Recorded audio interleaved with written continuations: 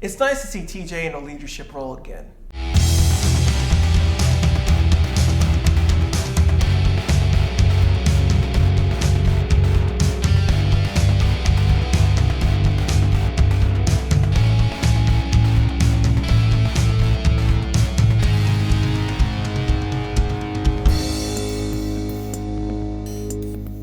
Hi everyone and welcome to another Ranger Rant. As always, I'm Marcher9234. Today I'll be discussing the fourth installment of the Psycho Ranger arc, 5 of a Kind. Now personally, this episode is my favorite out of all the Psycho Ranger stories, mainly because TJ is my favorite Ranger. I always liked him since he took over in Turbo. He never tried being a Tommy copy or act like Jason. I enjoy Rangers that think things through and keep their cool, which is why Carter's another one of my favorites. 5 of a Kind even brings back one of TJ's traits that was lost when he was demoted to Blue, his leadership role. Now the main plot of the episode is the Rangers are trying to figure out how to stop the 4 remaining Psychos. Thanks to the Psychos reading their minds, the Rangers don't know how to counteract them, thanks to them knowing their fighting styles and their memories. The story also finally has Zayn be a part of the entire episode. Back in my earlier rants, I already explained why Zayn was missing from earlier 2 episodes. I always hate this from Power Rangers. When there's a story element that's in Super Sentai but isn't dealt with, we get these confusing things going on. All the writers needed to do was give a good reason why Zayn can't be there, and the people won't be asking these questions. Now for the story of the episode, it's adapting from Mega Ranger's 41st episode, collapsing the Blue Terror Ninja Blue.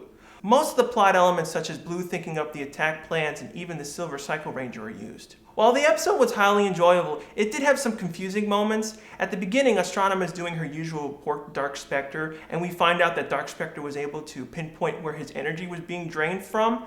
This obviously has Astronema spooked, but how come Dark Spectre simply asked Astronema to find out who's doing it? Dark Spectre is arguably the evilest being in the entire galaxy. Why wouldn't he personally go down to Earth and just level it? Villains always puzzled me with this. If you're so strong, why give someone else a job? At least go to Earth and try to find out who it is. Back on the mega ship, we see the group trying to think up ways to stop the Psychos. I always found it funny seeing the Rangers using figurines and a chessboard to plan out stuff. Who makes those figurines? Fortunately, TJ realizes that if they simply swap the colors around, the Psychos won't be able to fight them, since the Psychos only sucked up the Ranger of their color. Psycho Blue wouldn't know how Andros would fight, and so on. It's a good plan on TJ's part, and it's nice to see the Space Rangers being on the offensive for a change, but you do have to wonder, why didn't anyone think about this before? It's a fairly obvious thing to think about, and it also begs the question to why this didn't happen naturally. When the Rangers fought in the past 3 Psycho episodes, you'd think a hectic fight like these would cause the Rangers to cover or attack other Psycho colors.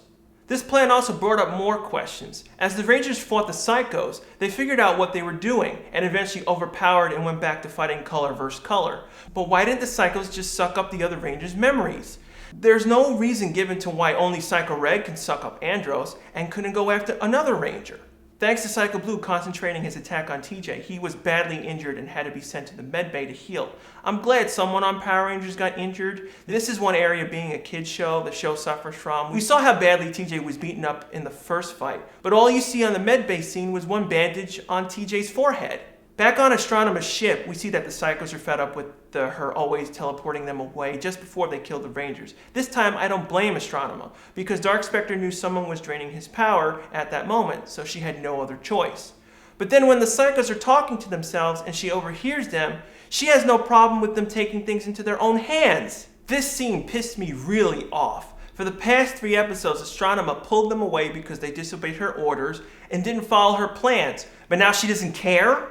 Back to TJ, we see him as usual trying to think up of another plan. It was a nice nod to have Cassie bring him some food, giving fans a throwback to TJ and Cassie's brother-sister relationship that was done back in Passing the Torch. TJ eventually figures out the best plan to stop the Psychos. In the first plan, it failed because the Psychos could simply just stop fighting the wrong colors and go to the other Ranger. This plan prevents this by making everyone a Blue Ranger. But this plan did bring up a lot more questions to how the morphing grid works. When MMPR began, I always had this fascination.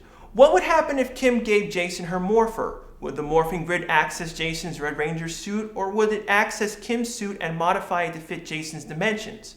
Other shows like s.p.d. also dealt with this, but here we find out a few things. In Mega Rangers, the suit changing was a lot easier. In the series, the suits are actually stored as a digital data inside an arcade machine. So Shun, who has the background in computer tech, changed the display image of all the Rangers to blue.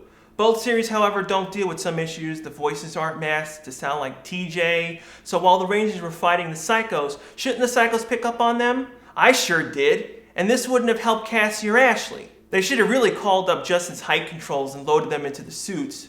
Also, while the Rangers were fighting, all of them had exposed spark pack charges clearly visible. This was a constant problem in Mega Rangers, but it happened mostly with Blue's suit.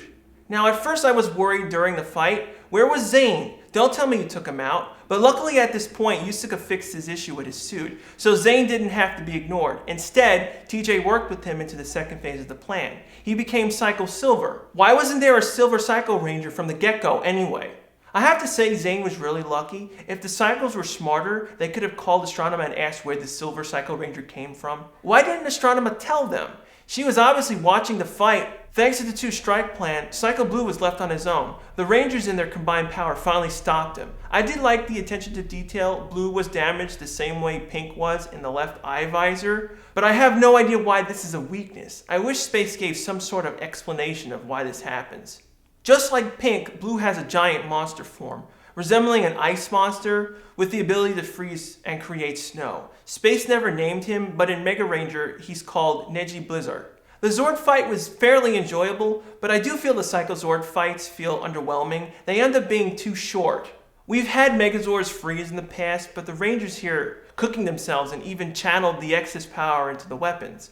I also have to comment on Japan being really nice to accommodate Power Rangers, more so in space. A lot of the names and writing in Mega Voyager are in English. Even the names of the Zords were done in this way, minus the actual Megazord. In Mega Ranger, it was called Galaxy Mega.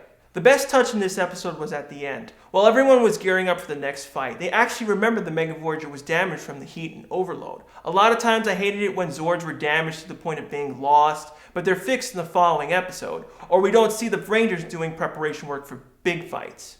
For my final score, I have to give this episode a 5 out of 5. There were some dumb moments like Astronema not caring that the Psychos are doing what they feel like, or the Rangers' voices were the easiest way to figure out who was who. The episode had a far better story than the other three. We got TJ being a leader again. Some of you are probably wondering why Andros didn't think of this stuff up. His mind was too focused on what was going on with Corone. It was also a single Ranger focus. It didn't have to share screen time with a stupid girl or split it with another cast member. The Rangers were on the offensive instead of being treated like idiots and pawns, and the best of it was Zayn.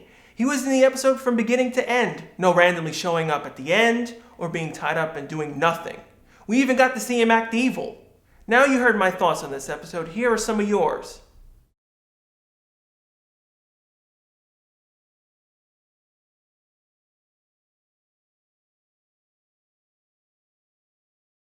As always, leave a suggestion below on what future episode you would like reviewed, and leave a review comment for the next Ranger Rant episode. I'll pick the 5 best ones, and I'll feature them in the next episode. For next week's rant, I'll be discussing Silence is Golden, the 5th episode of the Psycho Ranger arc. Thanks again for watching. I'll see you guys right back here next week.